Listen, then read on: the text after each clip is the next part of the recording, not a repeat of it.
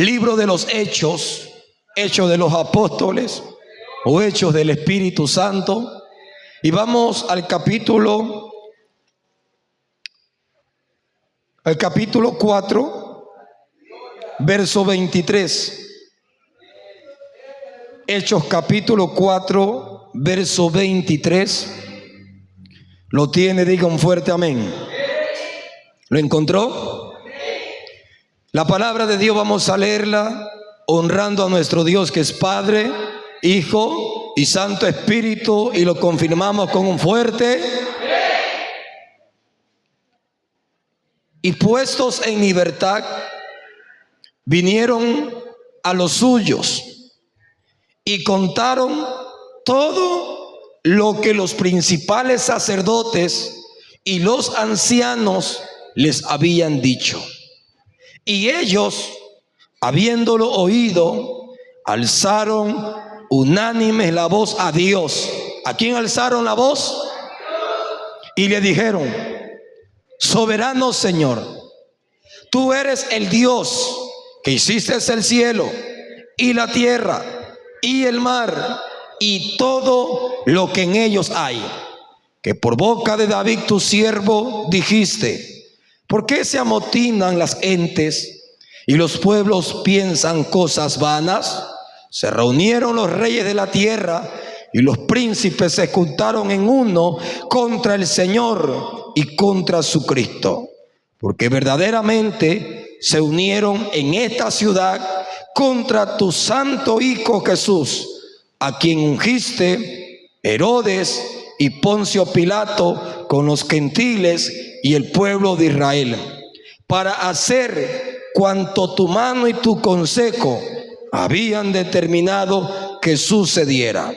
Y ahora, Señor, mira sus amenazas y concede a tus siervos que con todo denuedo hablen tu palabra, mientras extiendes tu mano para que se hagan sanidades y señales y prodigios mediante el nombre de tu santo Hijo Jesús. Y cuando hubieron orado, el lugar en que estaban congregados tembló, y todos fueron llenos del Espíritu Santo y hablaban con denuedo la palabra de Dios. Cierre sus ojos, abra su boca y hable con Dios. Y dígale al Señor: habla mi vida en esta mañana. Señor, necesito tu consejo. No sé cómo has venido en esta hora, cómo entraste por esta puerta, cómo llegaste a este lugar. Solo Dios lo sabe y tú lo sabes. Pero aquí está el Señor y aquí está usted también para rogar su misericordia y para decirle al Señor: háblame, aconséjame, ministrame, Señor, a través de tu palabra. Fortalécenos, danos valor, danos aliento para seguir adelante, Dios mío. Que esta palabra sea propicia a la necesidad de tu pueblo, y que mientras esta palabra es anunciada, tu Santo Espíritu se mueva con poder, convenciendo, compungiendo, obrando en los corazones, mi Señor, porque usted tiene el poder para cambiar, para transformar, para libertar, Señor, para convencer al hombre de pecado y traerlo a tus pies. Haga, Señor, lo que tenga que hacer. Toma mis labios, porque dependo de ti, Señor. Oh Dios mío, dame la unción de tu Santo Espíritu para hablar tu palabra con denuedo, con poder y bajo la unción de tu Espíritu Santo. Amén y amén. Tome su asiento dando la gloria a Dios.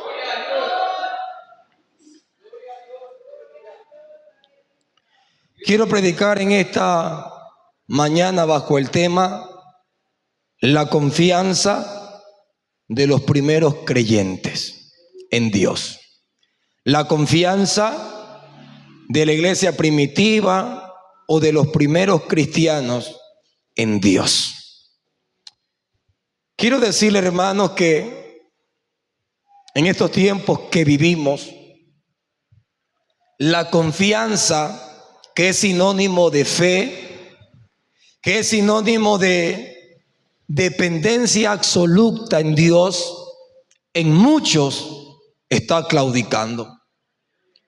Hay algunos que en sus comienzos empezaron creyendo en la palabra y confiando en sus promesas. Cuando Dios te hablaba, oías la voz de Dios y te agarraba de esa promesa, te agarrabas de esa palabra. Cuando por primera vez escuchaste, crees tú en el Señor Jesús y serás salvo tú y toda tu casa. Cuando la oíste, te agarraste de esa promesa, te agarraste de esa palabra y confiaste en el Señor, en su promesa, que son fieles y verdaderas. ¿Fue así o no fue así? Cuando escuchaste en las palabras que dijo Josué, yo no sé ustedes, pero yo y mi casa serviremos a Jehová y Dios estará con nosotros. Esas palabras llegaron a tu corazón y tuviste confianza. Y así sucesivamente podemos decir, cuando escuchaste, yo soy tu sanador, yo soy tu ayudador, yo soy tu salvador, no temas, yo estoy contigo, yo voy a estar contigo, no te dejaré, no te desampararé. Todas las promesas de Dios, hermano, son para creerla, pero también para depositar nuestra confianza en ella. Cuando el cristiano deposita la confianza en Dios, vive tranquilo, duerme tranquilo, camina tranquilo, porque sabe que todo está en manos de Dios. No sé lo que pasará, pero Dios tiene el control. Estoy en medio de circunstancias duras, pero confío en Dios, confío en sus promesas, confío en sus palabras, confío que Él me ayudará. Confío que Él me fortalecerá. Confío que Él me alentará. Confío. Y cuando hay esa confianza en Dios, venga lo que venga, pase lo que pase, sigues adelante. Porque tu confianza no está puesto en un madero. Tu confianza no está puesta en María, ni en Pedro, ni en Pablo, ni en Buda, ni en ningún santo habido por haber inventado por la gente. Tu confianza no está puesta en la muerte, tu confianza no está puesta en tu papá, tu confianza no está puesta en tu mamá, tu confianza no está puesta en tu esposo, tu confianza está puesta en Dios. Porque le has conocido, porque has creído en Él, porque has oído de sus maravillas y has oído que todo aquel que dispuso a creer y a confiar en Dios, jamás nunca Dios lo abandonó. ¿O acaso usted ve en las Sagradas Escrituras a alguien que Dios lo haya abandonado? A alguien que Dios lo haya dejado. A alguien que haya creído en su palabra y que Dios lo olvidó. ¿Acaso vemos en las Sagradas Escrituras a un hombre, a una mujer que decidió creer en Cristo, en Dios, y que Dios lo dejó a su expensa? Que Dios lo dejó por allá y se olvidó de ellos. Vemos en las Sagradas Escrituras que todo hombre, toda mujer que decidió creer y elevar su confianza en el Dios de los cielos, ninguno fue avergonzado, ninguno fue dejado, ninguno fue olvidado. Dios siempre fue propicio a sus vidas, aun cuando ellos creyeron que Dios los había dejado, aun cuando ellos creyeron que parece que Dios los había dejado. Dios nunca se olvidó de ellos. Se olvidará la madre de aquel ser que da luz, que pare. Se olvidará una madre de sus hijos. Y dice Dios, aunque tu madre y tu padre te dejaran y te abandonaron, con todo yo te recogeré. Entonces, cuando se habla de confianza, se habla de fe. Cuando se habla de confianza, se habla de dependencia absoluta en Dios. Pero en estos tiempos que vivimos, las adversidades, el proceso, el desierto, y allí cuando no se ve nada, cuando las cosas parecen ir de mal en peor, Cuando tu economía parece ir de mal en peor, cuando tu familia parece ir de mal en peor, es allí donde hoy en día muchos cristianos se están desligando de esa confianza que al principio tenían. Cuando confiaban en Dios ciegamente, cuando reposaban en Dios ciegamente. Y el problema de desconfiar de las palabras del Señor es que nuestra alma se turba. Nuestra alma pierde la paz. Nuestro ser pierde el gozo. Nuestra vida comienza a llenarse de afán y de ansiedad. Y cuando eso pasa, cuando eso sucede, la fe claudica. Tu fe se marchita. Tu fe claudica al tanto que te desanimas y que has llegado a decir: ya no quiero seguir. Ya no quiero avanzar. Porque lo que yo creí al principio aún no lo veo. Y a veces nos olvidamos que, hermano, hay que ser pacientes en Dios. ¿Sabe cuántos años pasaron desde que Dios llamó a Abraham y le dijo que lo iba a bendecir y a ser padre de multitudes? 25 años. Cuando David fue ungido para ser rey, pasaron más de 15 años. Y es allí donde el hombre se impacienta. Y al principio, con una confianza absoluta, hermano, que no importa que Goliat se presente, tengo la fe que Dios me va a ayudar. Pero un mismo David, que pueden pasar los años y que ya no confía tanto en que Dios puede derribar a ese Goliat. Cuando hablamos, hermano, de la iglesia primitiva y hablamos de esos cristianos que comenzaron esa iglesia naciente fundada en la roca, vemos, hermanos, que a pesar de atravesar circunstancias difíciles, ahí estaban. ¿Qué había pasado? Para hacer un poco resumen. Cristo le dio promesa y le dijo que vendría el Espíritu Santo sobre ellos con poder. Cristo asciende al cielo y dijo que un día volverá y regresará. Después de eso, el Espíritu Santo vino y 120 rústicos galileos en un aposento alto fueron llenos del poder del Espíritu Santo. Después de eso, el apóstol Pedro, ante esa gran multitud de aquella fiesta del Pentecostés, hermanos, comienza a predicar y a dar un sermón que los que estaban allí fueron compungidos por el Espíritu Santo y 3,000 hombres, hermanos, se arrepintieron, se bautizaron y creyeron en Cristo como Salvador. Después de eso, hermanos, Pedro y Juan, en Hechos capítulo 3, dice que subían al templo de la Hermosa a la oración. Y cuando iban, estaba allí un hombre cojo de nacimiento.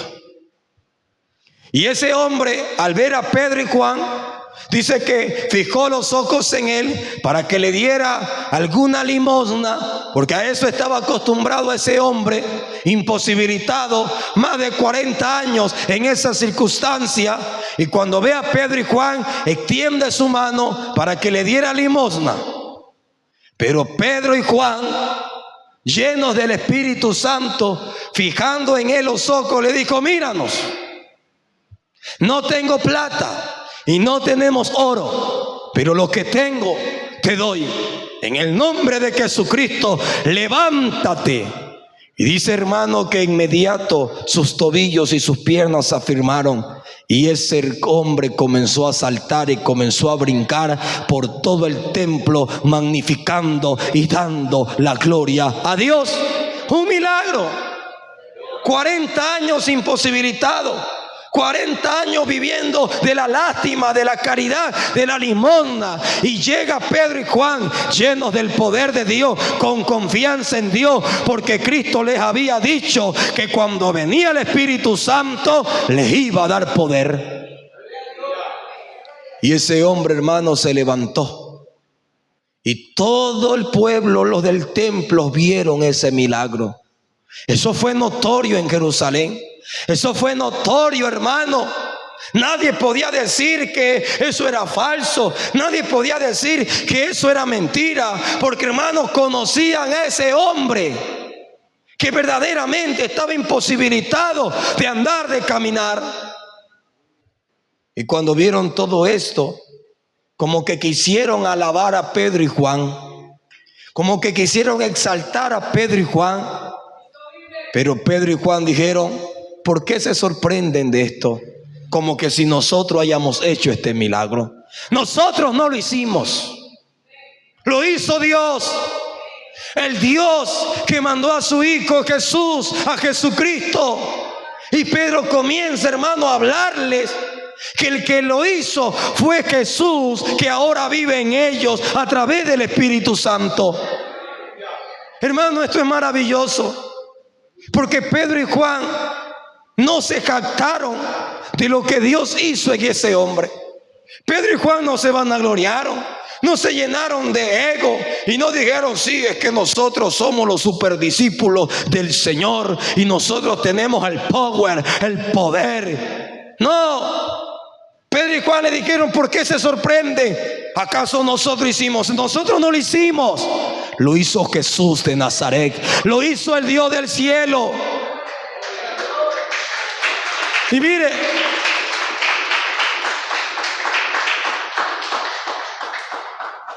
que comienza Pedro a inyectarles en quien debían poner su confianza.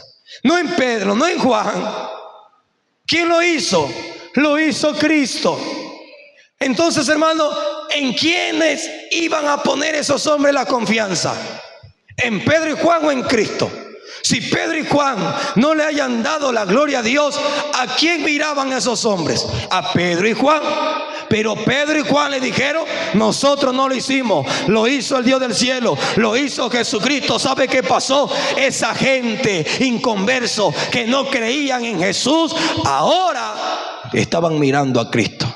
Nosotros como cristianos, como hijos de Dios, tenemos y debemos llevar a la gente a poner la confianza no en nosotros, no en la iglesia, no en el movimiento misionero mundial, no en el presbítero, no en el supervisor. Debemos de llevar a la gente a poner su confianza y a que crean en Cristo Jesús.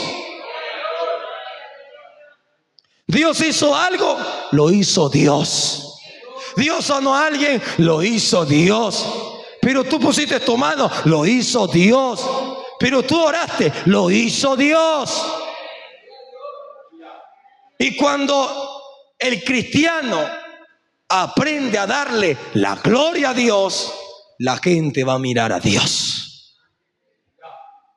Y a eso estamos llamados, a que la gente mira a Dios. A que la gente mira a Dios a través de ti, a través de tu vida cambiada, a través de tu vida transformada, a través de tu vida redimida.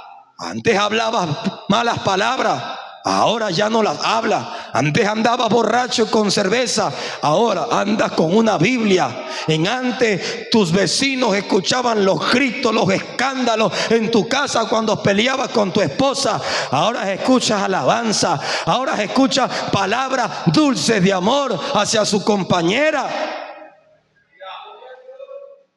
Y la gente de una u otra manera va a notar eso, porque lo que Dios hace es notorio. ¿Escuchó? Lo que Dios hace es notorio. La gente se va a dar cuenta, la gente va a notar lo que Dios ha hecho. Y es allí donde nosotros tenemos que decir: Dios lo hizo, Dios lo hizo, Dios lo hizo. No fue la iglesia, fue Dios. No fue el movimiento misionero mundial, fue Dios. No fue el pastor, fue Dios. Y cuando eres cartas abiertas y la gente ve lo que Dios ha hecho en ti, ¿en quiénes van a poner la confianza esos hombres? ¿En quiénes van a comenzar a creer? ¿A quiénes van a comenzar a buscar? Porque si están pasando alguna prueba, si hay un vacío en su alma, ¿saben a quién van a buscar? Al Dios que hizo la obra en ti. Y es allí donde comienzan a venir los hombres y las mujeres y comienzan a mirar a Dios. Hay un problema hoy en día de muchos predicadores que creen que son ellos. Y cuando pasa algo que lo ha hecho Dios, la gente comienza a mirarlo a Él y a poner su confianza en Él.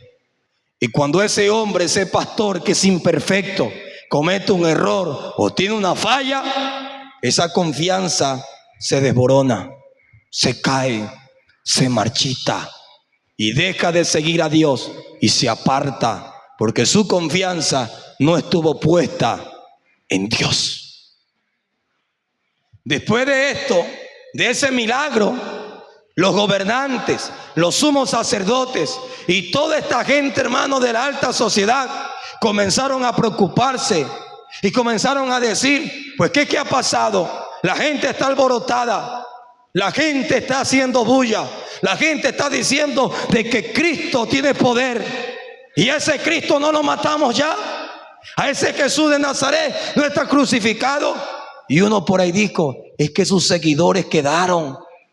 Y sus seguidores, ¿se acuerdan de ese que andaba dando limona? Que andaba pidiendo limona. Sí, me acuerdo de ese hombre, hasta yo le daba limona. ¿Sabe qué pasó? Llegaron los seguidores del Nazareno, los seguidores de Jesús, y oraron y le dijeron, no tengo plata y no tengo oro, pero en el nombre de Jesús, levántate. ¿Y sabe qué pasó? Se levantó. Y la gente está alborotada porque ahora creen en Jesús. Y ellos dijeron, no, Jesús no es nadie, Jesús no es nada. Porque los judíos no creían en Jesús, por eso le mataron. Pero Pedro y Juan estaban llevando a la gente a que pusieran su confianza en Jesús. Y hubo problemas. Esas grandes, hermanas, personas, gobernantes, tomaron a Pedro y tomaron a Juan y le dijeron, ¿ustedes con qué autoridad andan sanando? ¿Con qué autoridad andan? Con la autoridad que Cristo nos ha dado. Y dice que los sumos sacerdotes dijeron, ¿sabe qué dijeron? Le dijeron, les prohibimos que hablen de ese Jesús. Les prohibimos. ¿Y sabe qué dijo Pedro? Nosotros no vamos a callar de hablar y de predicar lo que hemos visto. Juzguen ustedes si es mejor obedecer a los hombres antes que a Dios. Y sepan ustedes que vamos a obedecer a Dios y no nos vamos a callar, porque nuestro objetivo es que todos confíen en Jesús. Pongan su confianza en Jesús, en el autor y consumador de la fe. ¿Y sabe qué hicieron? Lo cogieron y los llevaron presos. Los llevaron presos. Recuerde que ya había una multitud que ya se había convertido. Hermano, eso era de locos. Hermano, la gente escuchaba y se convertía. Y ahora lo metieron, hermano, a una prisión porque estaban juzgando el caso. ¿Y qué hacemos con esto? ¿Y qué hacemos? ¿Y qué hacemos? Y como no tuvieron, hermano, nada de qué acusarle, le soltaron. Y es allí donde llegan donde sus hermanos, donde llegan donde los demás. Y ahí entramos en el versículo 23. Porque allí se reúne, hermano, una cantidad de hombres y mujeres para pedir confianza. Y no solamente confianza, pedir valor, pedir autoridad por lo que iba a venir, para que su fe no mengue, para que su fe no se apague por lo que iba a pasar, porque ya estaban respirando amenazas. Recién, hermano, el evangelio estaba siendo propagado y Pedro y Juan ya estaban, hermanos, siendo acusados incluso de poder morir. Y es allí donde dice el verso 23, lea conmigo y no se duerma. Estamos de mañana. Y yo, hermano, que casi no he dormido en estos días de la confraternidad, aquí estamos. Así que no se duerma. Respete la palabra de Dios y respete también al que está aquí al frente. Cuando usted se duerme es una falta de respeto. Hermano, es una falta de respeto. Así que haga todo lo posible para no dormirse. Amén o no amén. Y no se sienta mal, porque es Dios quien está hablando. No si es usted, es Dios quien está hablando. Porque lo que predico es palabra de Dios. Amén. Es Dios quien te está hablando. Y dice, ay Dios, háblame. Y te duermes pues. Entonces, trate de, hermano, tener bien abiertos los ojos y sus oídos. Así que mójese la cara, no sé, pero escuche la palabra de Dios. Porque a veces eso se hace, hermano, una mala costumbre. Y el enemigo a veces se aprovecha y ya lo tiene ya bajito, como decimos los manabas. Lo mismo de siempre. No, hermanos. Mire, yo conozco ancianitas de 80 años, bien atentas a la palabra de Dios. No puede ser que usted jovencito, 20, 25, 30 años, hermano. Entonces eso da a entender el qué me importismo de la palabra. Pastores, que estoy trasnochado, no importa, es la palabra de Dios. Y si usted vino aquí, vino a oír palabra de Dios. Así que escúchela. Y no se ofenda ni se sienta mal. Amén. Así que sonríe, que Cristo te ama. Dele palma y alabanza a Jesús.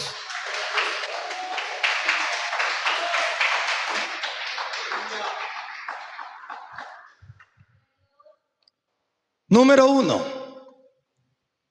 Importante que traiga cuaderno porque ella no se duerme, va anotando y usted está activo. Número 1.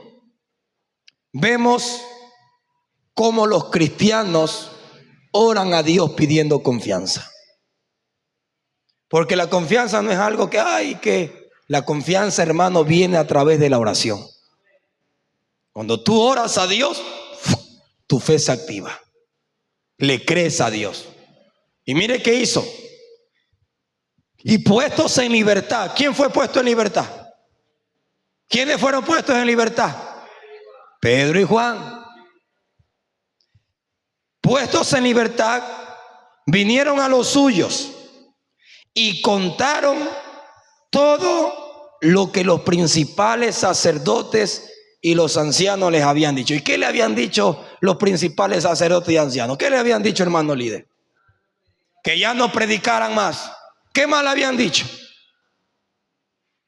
Que se callaran, que no dijeran, que no hicieran lo que ellos estaban haciendo.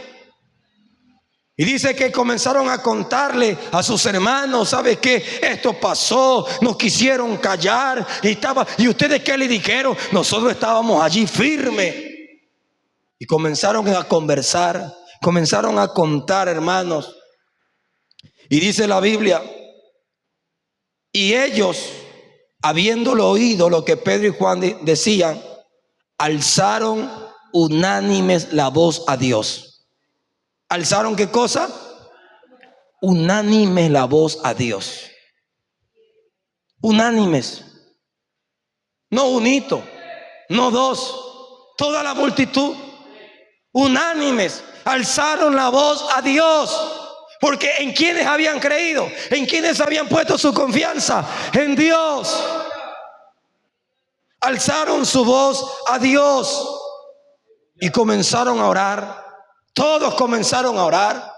Nadie estaba por ahí distraído.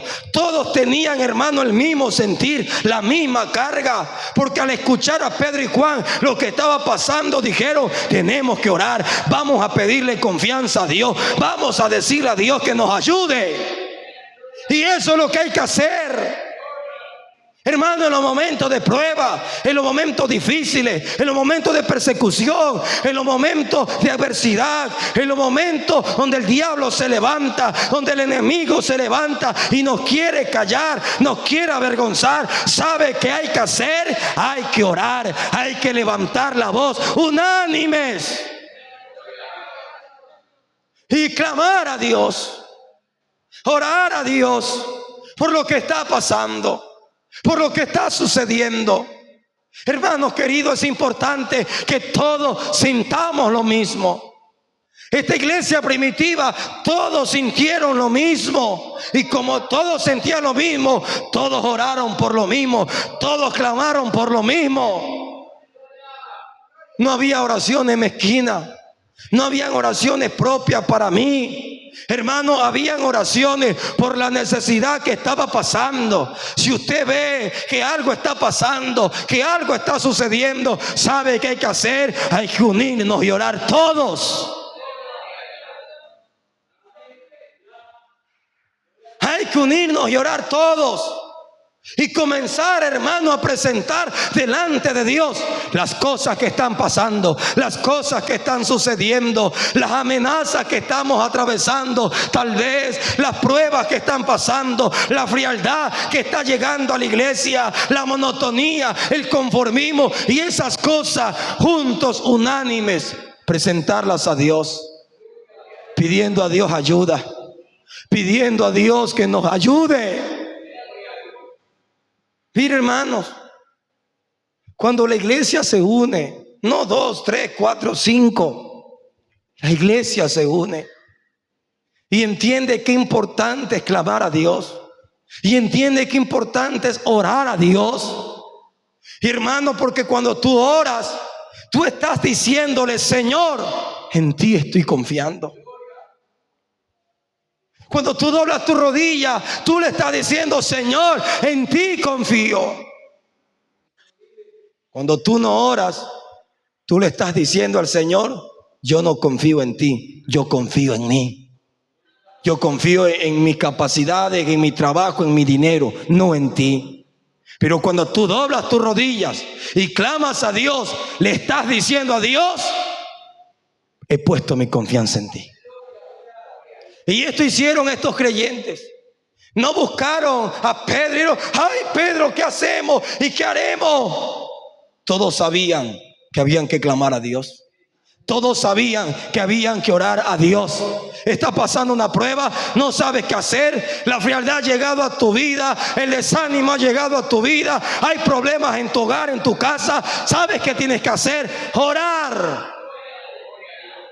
Por eso son los ayunos congregacionales. Por eso son los ayunos de damas. Para que todas las damas, todas las mujeres que sienten lo mismo, vengan a orar, vengan a clamar y presenten sus peticiones a Dios. Para que Dios haga algo. No 2, no 3, ni 5. Todas, todos. Allí se ve la respuesta de Dios. Porque Dios está diciendo: esta gente está unida, estas hermanas están unidas, estas mujeres están unidas, estas mujeres andan en un mismo sentir, estas mujeres tienen una misma carga y les voy a responder, porque esa oración es una oración en unidad con propósito. Los martes hay ayuno de damas. Venga, no se quede. Ay, que venga, ore con las demás hermanas y presenten sus peticiones a Dios. Dígale: hermana, ¿por qué oramos? ¿Por qué oramos? Esto está pasando, vamos a orar para que Dios ayude. Y claman a Dios y Dios va a visitarle. Dios va a obrar en esa petición. Pero si Dios ve en el ayuno de damas 2 y las demás, entonces ¿qué Dios dice? Estos ni están unidas, ni quieren nada, ni tienen sentir, ni tienen la carga, ni se quieren, ni nada. Así que deja a un lado las excusas. Al menos que usted tenga un trabajo y tenga que regirse una empresa. Pero si usted, hermano, es ama de casa y su esposo consciente, gloria al Señor, que también busque a Dios. Porque yo estoy seguro que si su esposo es un hombre sabio, convertido o no convertido, no le va a decir que no vaya.